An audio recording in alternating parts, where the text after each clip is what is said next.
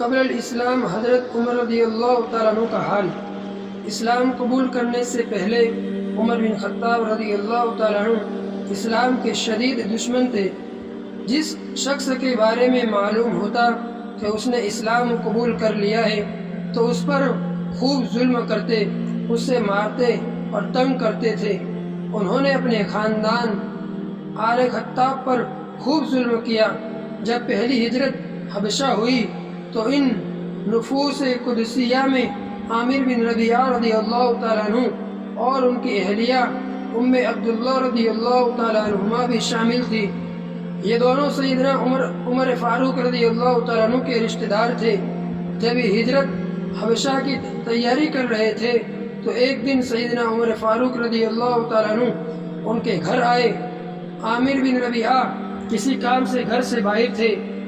سیدہ ام عبداللہ رضی اللہ تعالیٰ عنہ فرماتی ہے کہ ہم عمر کی طرف سے بڑی تنگی، تکلیف اور ظلم برداشت کر چکے تھے۔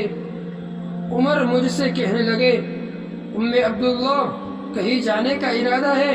میں نے کہا ہاں، اللہ کی قسم ہم اللہ کی زمین میں نکل جائیں گے، یہاں تک کہ اللہ ہمارے لیے کشادگی کا سامان فراہم فرما دے۔ تم نے ہمیں تکلیف دی ہے، ہم پر ظلم کے پہاڑ توڑے ہیں۔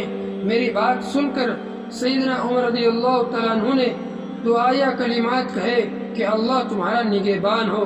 میں نے سیدنا عمر رضی اللہ تعالیٰ عنہ کو اس دن ایسی رکت آمیز حالت میں دیکھا کہ اس سے پہلے کبھی نہ دیکھا تھا۔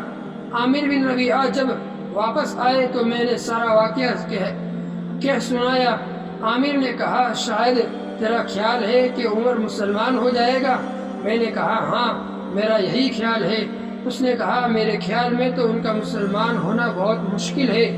سیدنا عمر فاروق رضی اللہ تعالیٰ عنہ کے بارے میں اندازہ لگانے میں لیلا ام عبداللہ رضی اللہ تعالیٰ عنہ اپنے خاوند سے زیادہ دور اندیش ثابت ہوئی۔ کمزور مسلمانوں کی ثابت قدمی نے کئی لوگوں کے دلوں میں اسلام کی جوت جگا دی تھی۔ جاہلی عصبیت آہستہ آہستہ دلوں سے ہٹ رہی تھی۔ سیدنا عمر فاروق رضی اللہ تعالیٰ عنہ ایک مرتبہ رات کے وقت حرم کعبہ میں تشریف لائے۔ ان کی خوش قسمتی کے کیا کہنے کے گھر سے تو شراب کی تلاش میں نکلے تھے۔ ان کا منصوبہ یہ تھا کہ پہلے شراب پیئیں گے، پھر گپ شپ کے لیے عمر بن عمران مخزومی کے محلے میں جمنے والی مجلس میں بیٹھیں گے، لیکن قدرت کو کچھ اور ہی منظور تھا۔ پہلے انہیں شراب فراہم کرنے والا بندہ نہ ملا، پھر وہ مجلس کی طرف گئے، وہاں بھی انہیں کوئی نظر نہ آیا۔ چاروں نہ چارہ ان کے قدم خانہ کعبہ کی طرف اٹھ گئے۔ وہاں نبی کریم صلی اللہ علیہ وسلم نماز پڑھا رہے تھے۔ سیدنا عمر فاروق خانہ کعبہ کے پردے کے پیچھے گھس کر قرآن سننے لگے۔ رسول اللہ صلی اللہ علیہ وسلم سورۃ الحاقہ کی تلاوت کر رہے تھے۔ سیدنا عمر فاروق رضی اللہ تعالیٰ عنہ قرآن کے الفاظ اور ان کے معانی کی وسعت پر حیرت زدہ رہ گئے۔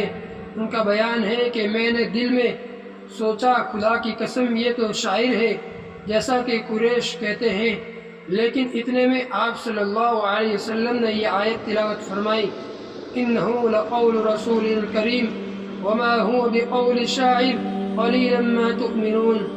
ترجمہ، بے شک یہ قرآن ایک معزز پیغام لانے والے کا کلام ہے اور یہ کسی شاعر کا کلام نہیں ہے، مگر تم ایمان تھوڑا ہی لاتے ہو۔ سیدنا عمر فاروق رضی اللہ تعالیٰ عنہ کہتے ہیں، میں نے اپنے دل میں کہا شاید یہ کوئی کاہن ہے، لیکن اتنے میں آپ صلی اللہ علیہ وسلم نے یہ آیت تلاوت فرمائی، وَلَا بِقَوْلِ كَاهِنٍ قَلِيلًا مَا تَذَكَّرُونَ تَنزِيلٌ مِّن رَّبِّ الْعَالَمِينَ۔ اور نہ یہ کسی کاہن کا کلام ہے مگر تم سبق تھوڑا ہی لیتے ہو، یہ کلام تمام جہانوں کے پروردگار کی طرف سے اتارا جا رہا ہے۔ سیدنا عمر فاروق رضی اللہ تعالیٰ عنہ کا بیان ہے کہ اسی وقت سے میرے دل میں اسلام جاگزی ہونا شروع ہو گیا۔